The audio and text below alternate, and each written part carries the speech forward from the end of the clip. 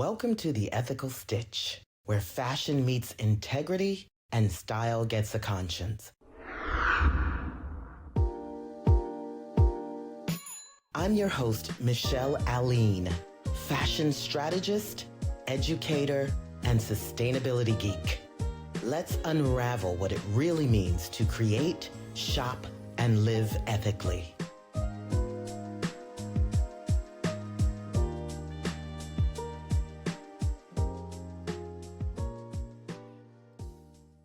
What's up, family? Welcome back to The Ethical Stitch, where design meets disruption and creativity meets a conscience. I'm your host, Michelle Alleyne, and class, you know the vibe. Sustainability Study Hall is officially in session. Now, this is a space where we slow down, zoom out, and look at the systems shaping the world we create in. The visible ones, yes, but also the invisible ones, humming under everything we touch. And today, we're expanding the conversation far beyond fashion because the future of sustainability does not begin with a product, it begins with power. And I mean that literally. You can't talk about a conscious future without talking about the energy that fuels it. And that leads us to today's remarkable guest. Julia Souter is a global force in clean energy innovation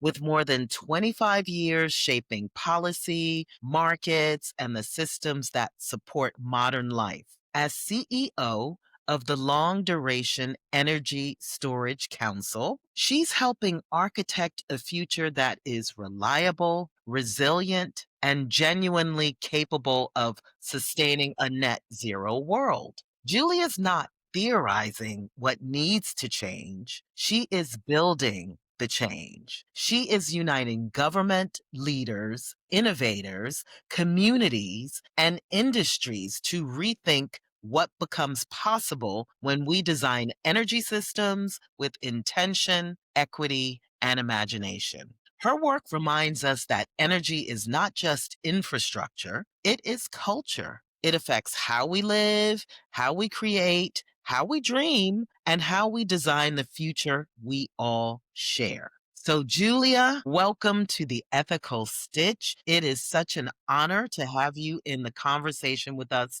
today. Well, thank you, Michelle. It's a great honor to be here with you. And what a fantastic introduction to really weave in culture into how energy ties every aspect of our daily lives. And so I'm excited to have a conversation with you. Thank you. You're so welcome. Thank you for being here. Energy to me and my brain, my little fashion brain here. Not that it's little, but I'm so excited to go outside of that box because I mean we need energy to live.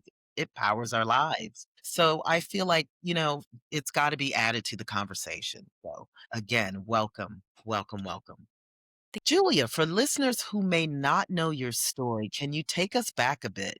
What brought you into the world of clean energy and what inspired you to step into your leading role at LDES Council? Michelle, I think like many of us, we don't go straight to the top. We always have a zigzag approach and some kind of roller coaster rides on the way there. It was like the adventure started off when I was very curious about what happened in 2003 in the blackout in New York when the lights went out, and it just it's like it kind of brought awareness to what we take for granted when we flip the switch and where that electricity comes from. And I was working at the U.S. Department of Energy at the time and asked to join the investigation team to learn more. And I was very humbled by the effect of standing in front of a fire hose as much as you get to learn about the intricacies of the energy system that we all depend upon. And through various careers of working in regulations and really starting to create things from scratch, building transmission lines, working on infrastructure, working on policy, bringing people together, coalitions, I'm really realizing that there are all these different attributes of the whole ecosystem we need to support.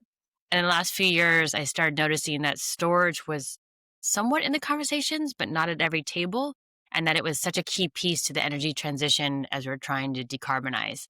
And was very fortunate enough to run from, and work with environmental organizations, advocacy organizations, various consumer groups and really kind of bring this expertise to leading a global organization to bring industry voices together to promote the essential need of storage to all economies, all industries around the world. I mean, you took me back when you mentioned 2003. I remember that day I did not go to the ATM, so I had no cash. I had to walk across the bridge. I had to scrape my pennies together to buy pizza to eat that night. It was insane. And that's a Wow. great example, Michelle, because that's why storage is so important. If there wasn't enough electricity on site where the ATM was, there's no way anyone would be able to get money out because everything is powered by electricity. Our water, our sewage, our heating and cooling. This isn't just for this is for around the world. We depend on electricity and we depend on heat and power that can really help us in industries. And so I think this is why it's so important to have storage, especially long duration storage, to fill in those gaps. So whenever we have a disaster, a weather event that can really mess things up for all of us, we realize that, oh, this is actually kind of a saving grace. Long duration storage is, kind of the tool, the kind of hidden infrastructure piece that really allows us to maintain that reliability and security and affordability that we all want every day. For those who may be new to the concept, how would you describe long duration energy storage in a way that helps people truly understand its importance in the sustainability landscape? So the great thing about long duration storage is imagine a battery or your phone that instead of lasting for maybe a couple days if you don't use it a lot, but lasting weeks on one charge. That's what you get with long duration storage. You get this and you can power it with wind and solar renewables that help decrease emissions and help bring savings in cost, but also savings in health benefits.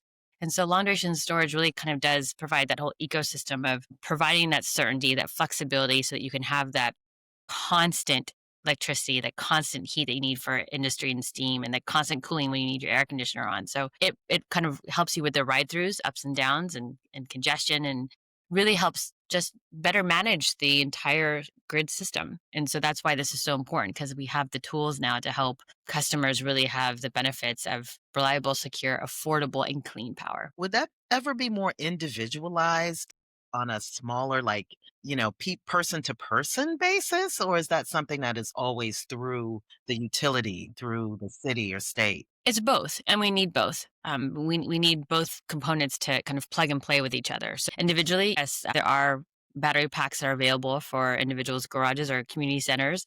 There's also different types of storage that could be lithium ion or non-lithium ion. I think that's the exciting part for many states. They want to see what other minerals, not critical minerals like zinc, vanadium, whether it's iron, very plentiful minerals that we can use in a safe way, be used for longer periods of time. So today you can get batteries in your home for maybe 4 hours max. But if you want to have it for days or weeks to kind of make sure you have that continuity, that's when long duration storage comes in. And there with new market signals and government support and industry market support, we can have more of this growing. We have some members that are starting to do this, but I think with more customers asking for this, then when the demand is there, the need will show up even stronger. When you look at the full picture, climate goals, community needs, global shifts, what role does long duration storage play in creating a more stable and equitable future? Let me give you 3 examples because and there's many more, but this will help paint a picture of one, we have long duration storage deployed today in fire stations and community centers where they're providing that backup power if something is lost, the community knows they can go there to not just, keep their medications safe and get warm food, but also charge any devices they need to. We have long duration storage energy companies that are working on islands, replacing backup diesel generators. So you can also take away the emissions, but also get that reliability to ensure that a local hospital or a local facility can really maintain that power or cooling that they need for days and weeks. And then the last one is that we have industrial customers, whether it's in cement or steel, who use long duration storage to capture any waste heat and then reuse it and recycle and internally to save costs and also save emissions. So that's just a range. We also have I'll give you one more because it's a fun one. It's a combination of both being on an island, but also in someone's, in their backyard supporting this, but also when they choose to, they can sell back to the grid and in Italy too. And so you have, whether you're in Sardinia, it's going to Italy, whether you're in the Caribbean, whether you're in East Asia, whether you're in Europe, up Northern Europe, if you're in Latin America, there's all these opportunities to, either be off grid or on grid and to really kind of, again, provide that stability, reliability, and affordability. Your work intersects with so many different fields. Have you seen unexpected collaborations or creative partnerships that spark new thinking or breakthrough solutions? I think what's so great is that the whole industry is sparking new solutions and creativity. You can see Energy Dome with their taking all existing infrastructure that maybe another facility might use and just repurpose it. Whether it's these, the dome that captures that carbon and uses it for heat or cooling, whether it's using recycled bricks or recycled materials, copper, salts, rocks, just capturing heat that has been done for centuries and just finding, repurposing it in a way to really address the needs of today. Pumped hydro, moving water up and down mountains, has been around for over 100 years, but we found new innovative ways to do it underground or find new efficiencies that can really protect the ecosystem. So it's been fascinating to watch and very exciting to see, because of the needs of our society and the push for a balancing of environment and climate and industrial growth. How do we create something that can really provide more benefits at a lower cost and more kind of inclusive way? And I'm seeing more and more of this around the world. And I think it's really exciting that there can be many crises, and then there's all these new creative ways to address the opportunities at hand. That is exciting. When I hear these new innovations and solutions, I just get excited. I recently built a house for my mom in my backyard, but I wanted it to be more sustainable. I wanted to try and do something different in terms of the energy grid, and it was a no go. It's like the city, state, county is not up to date. They're still using archaic infrastructure. The permits and planning was a nightmare. I mean, any recommendations? I'm feeling like I should have spoken to you beforehand. Well, know that you're not alone. Many of our friends and colleagues are feeling the same way. And it's not to finger point, it's more to say we have a broken system we need to fix, because there are so many customers and friends that are asking for these changes. There might be one initiative that says, put energy efficiency doors and windows in your home, but another one says, well, make sure you have the right kind of construction. Well, if you can't get that construction material in your state, are you delayed? Or, now with, a lot of different components with labor laws, it's really important to have the right training. Are we even training the right team members the same way? And I think, really trying to connect all the dots in an inclusive way is really helpful. I've noticed that artificial intelligence is starting to help speed up permitting and processing, which is great. We also make Really? sure that it doesn't kind of cut corners, but really does keep that inclusivity there. I see some states work exciting to have all the right toolkits and the checklist, but when you go to start the process, you get stuck in interpretations or different definitions. And so I think that there's still room to grow. And we're working with the state regulatory commissioners to kind of get a better sense of trying to, empower them more with the right support system so we don't have delays, and really kind of connect the dots to construction workers, to permitters for whether it's like electricity or other components, whether it's the end use, is it the utility, or who are the different players, and have them be involved at the beginning.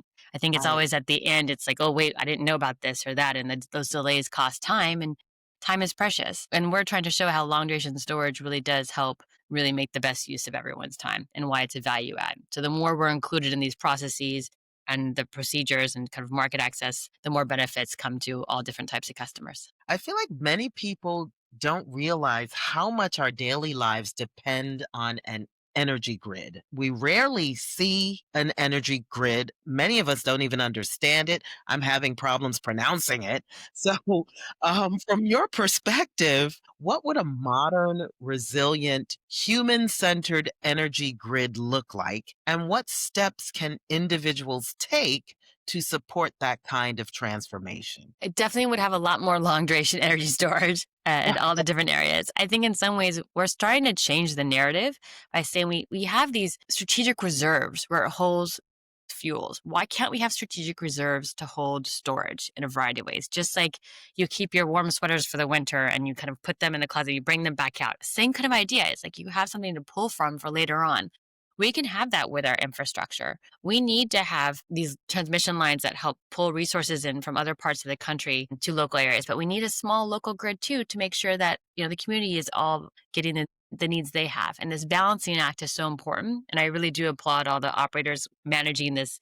They're like doctors for our energy system. They're just constantly managing the heartbeat and they make sure it works. And I think it's also just making sure with all these new components, like we're getting upgrades to our systems. It's like everyone wearing one of those watches that can tell you how many steps you have. And now it tells you your heartbeat. Now it tells you your stress. It's like the same thing is happening to our energy infrastructure. We have all these new tools to help us. And how do we better utilize this more? And the storage component, especially long duration, is so key. It's one of those essential tools to help us, monitor, make sure this infrastructure that is over a century old is modernized and updated so that it has that kind of input that we get both from the local and the regional aspects. Yeah, right. Merging the two infras- eras of infrastructure must be really difficult. Can you share a moment when you witnessed the human impact of energy storage, a project or community where transformation was tangible? I think it's been really exciting to hear about our projects, how they bring the stories to life. We're not in many of the textile factories yet, but we can be. And I think once more, the textile factories hear what we're doing in breweries, in cement factories, and with agriculture. I think this is a nice tie. So we just had one of our members, Rondo, build their first industrial heat battery. And so this is it for a cement plant. And this actually produces high pressure steam and clean electricity. So it supports the company meeting its net zero goals, just like a textile company. And it gives that 24-hour continuous steam like so many other industries need. We have Craft Block that is helping PepsiCo with their configuration and their kind of like building of the thermal energy storage. They've replaced a whole gas boiler and used this thermal energy battery storage instead. And that really helped, again, reduce emissions by 50%.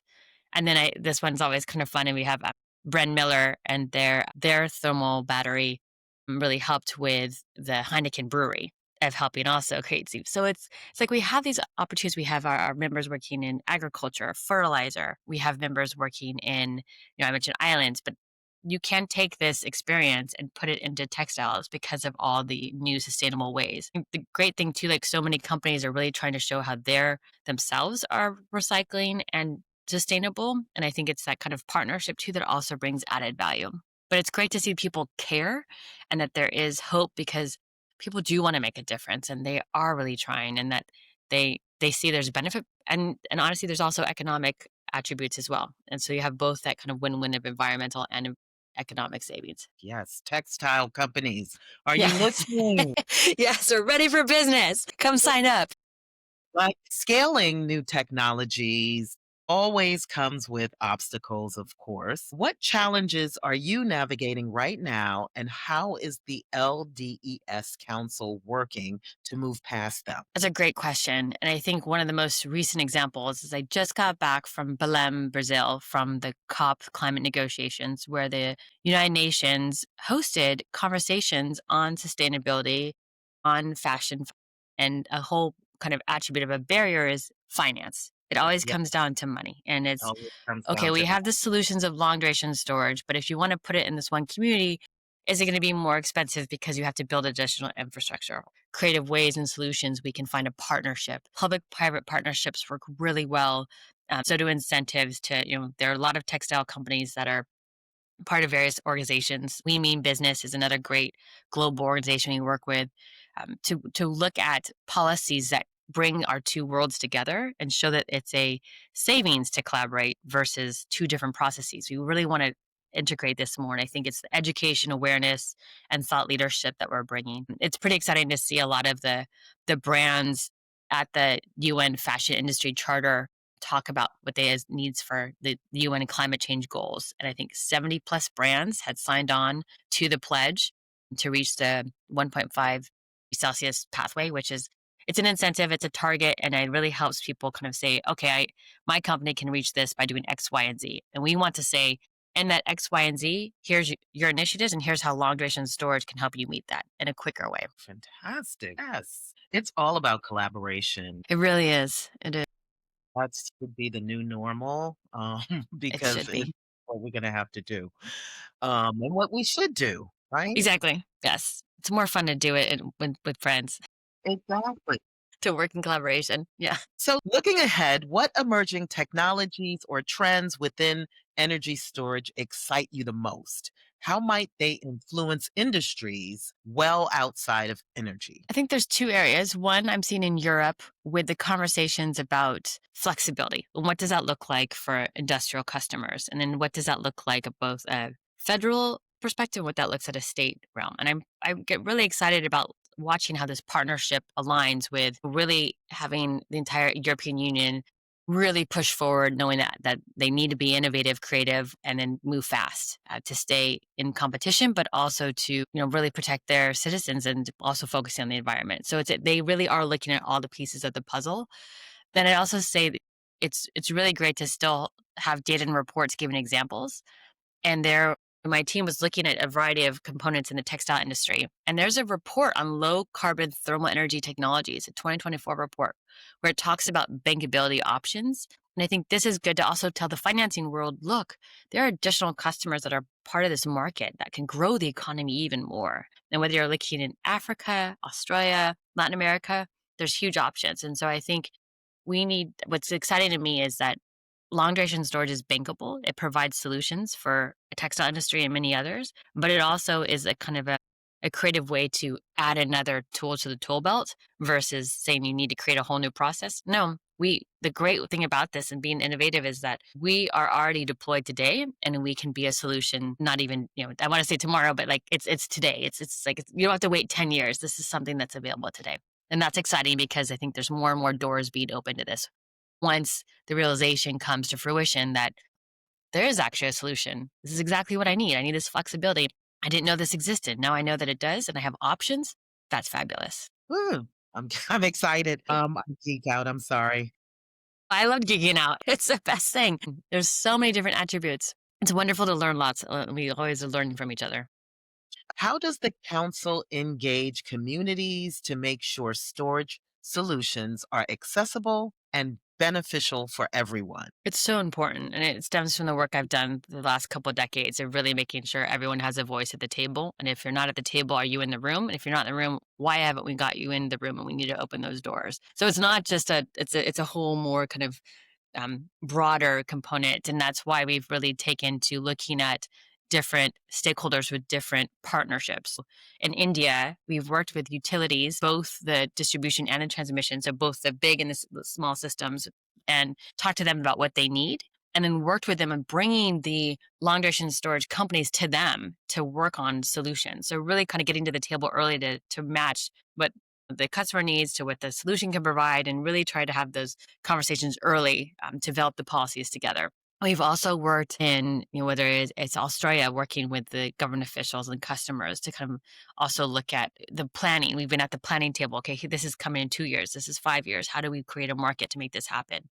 And then in the United States, building off lessons learned. We don't need to always reinvent the wheel, but we can really kind of make sure that there's been a lot of attributes in various states where they really were able to have funded partnerships, building technical capacity, and really making sure this is not even okay, you got trained in this one thing, we'll now move on to the next thing. It's that continuity that is so important, so you really create that foundation for the growth of the new industry. And I think that's so important, is that, working on policies with partners, working on matching needs to demand and having the right voices at the table, and making sure when you define what right is that really as inclusive as it is. You're really making sure you've asked all the right questions and ask again, what did you miss? And then building that foundation of technical capacity so that you really can create this new economy of all these new jobs and opportunities, and being consistent. I think that's really important. And I'm really excited because this industry really is committed to being a key part of the energy transition to decarbonize. Also really critical to the people. I mean, it's the people is the center of everything. And so, or people are the center of everything. And so we want to really make sure that we're giving the right foundation and the continuity. On this show, The Ethical Stitch, we often explore the intersection of sustainability and creativity here on the show. Where do you see energy connecting with fields like fashion? I mean, I know you mentioned textile plants, companies, but where do you see energy connecting with fields like fashion, architecture, or design? Couple ideas kind of in my head, and I love watching some of the fashion shows with my kids about, kind of like whether you're doing Project Runway or Making the Cut or all these other ones. And I love the different competitions because it really raises awareness. So they're raising awareness on recyclability, ecology, even going to construction site and reusing the pieces for fashion. I think is so wonderful because it pushes our creativity. It makes us ask new questions and think differently. And I also love that it brings new kind of thought leaders because you have engineers working with graphic designers that might not always work together. And I think that is, again, so critical for our partnership. I think because we're moving into a world of artificial intelligence, machine learning, that we really need to really focus on the people side of how we are still so creative. And when we work together with different perspectives and voices and backgrounds, it just deepens our awareness and also just our potential. And so I'm really excited to kind of see more of this, you know, integration of synergies that is just not traditional. It makes us kind of flip the box over, go look at another box and build something completely different that's not even like 4D or something.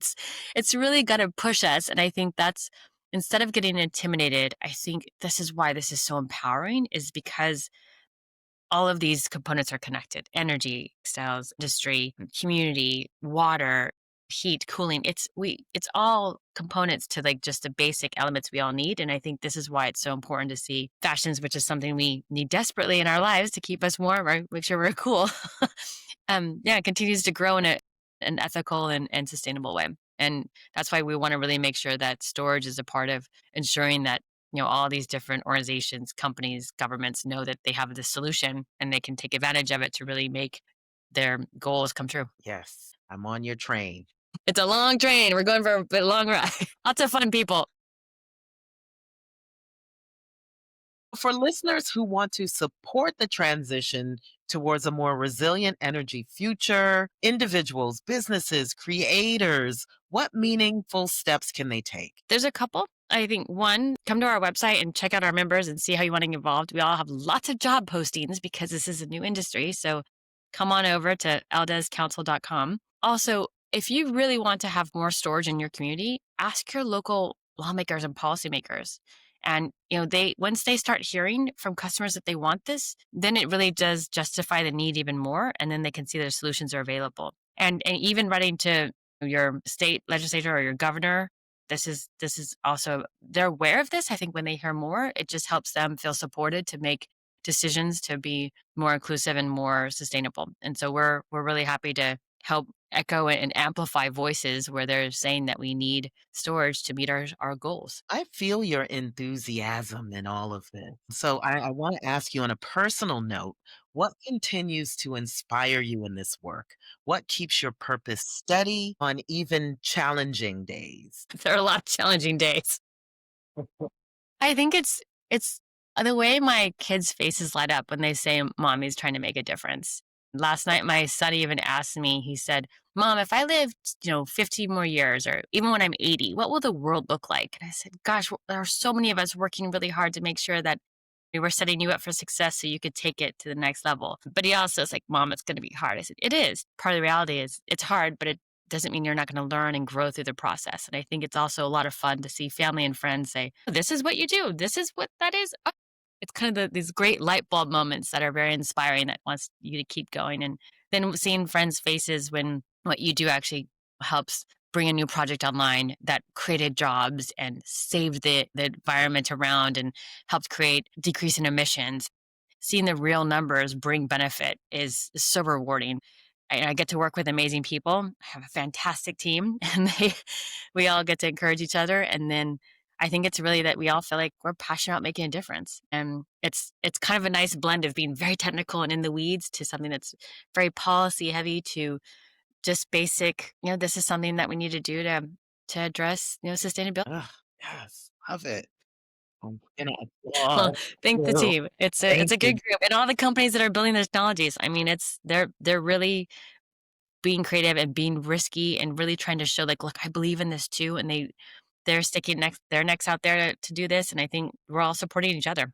Ah, speaking my language here. My brain is spinning now. I'm like, whoa, what can we? All right. Now, for anyone listening who wants to learn more, stay connected, or get involved, where can people follow the LDES? Is it LD's Council? LDES Council. Yep. LDES But Council. you heard it first. Like, you can be on trend saying LDES Council. LDES Council, which is LDES, as in Sam, Council, Exactly. and tap into the movement you are championing. How can people find you? We are very active on LinkedIn. We're really Okay. connecting dots around the world there with our companies, our members, and our friend policymakers. And then you can find us on our website. We have lots of reports of information and additional insights to be gathered there. So, Long Duration Energy Storage Council, you can find a bunch of information. We'd love to partner with you. There's a lot of great public webinars and information on YouTube. And if you have questions, more than happy to connect you with companies to connect industrial textile companies to the right customers and to the right thermal energy storage, or even power or power to X. We've got lots of different choices of electricity and hydrogen and batteries to help bring sustainability to fruition.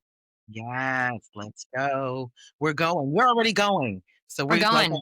jumping on the train. I'm on that. Yes. On that Gonna back keep car. going forever. It's long duration storage, so we're just gonna keep going. Yeah, let's keep going. I love it. It'll be fun. I love it. Yes. So Julia, thank you so much for being on the show and for bringing your insight, your leadership, and your clarity into the space today. You have reminded us that sustainability is not just an aesthetic choice or a trend, it is a structural transformation, one that begins with the systems that fuel our creativity, our communities, and our daily lives. Your work shows us that the future is not something we wait for, it's something we power collectively, intentionally, and courageously. Any last words, Julia? I love hearing you speak. No, well, thank you, Michelle. I think this is so important. And thank you for being so creative and innovative yourself to really bring these two worlds together. I think you've just built such a strong bridge that I can't wait to continue to strengthen with you and all your colleagues, to echo how important it is to collaborate and work together and keep inspiring each other, because I know this is going to get harder and harder, but it doesn't mean it's impossible. So thank you so much. I love it. Thank you so much again. And to everyone listening, this is your invitation to look beneath the surface of the world you interact with every single day. Learn about the LDES Council, explore the future of clean energy storage, and ask yourself where your own work, your designs, your ideas, your voice can help ignite change. Because a more conscious world is not built by a handful of experts. It's built by us all, deciding that we are part of the solution. So until next time, everybody, stay creative, stay aware, stay energized, and as always, stay stitched in. Thanks for tuning into The Ethical Stitch. If you loved this episode, share it, rate it, and tag me at Michelle Alleyne Official. The revolution in fashion starts with awareness, and you're already a part of it. Until next time, keep it ethical.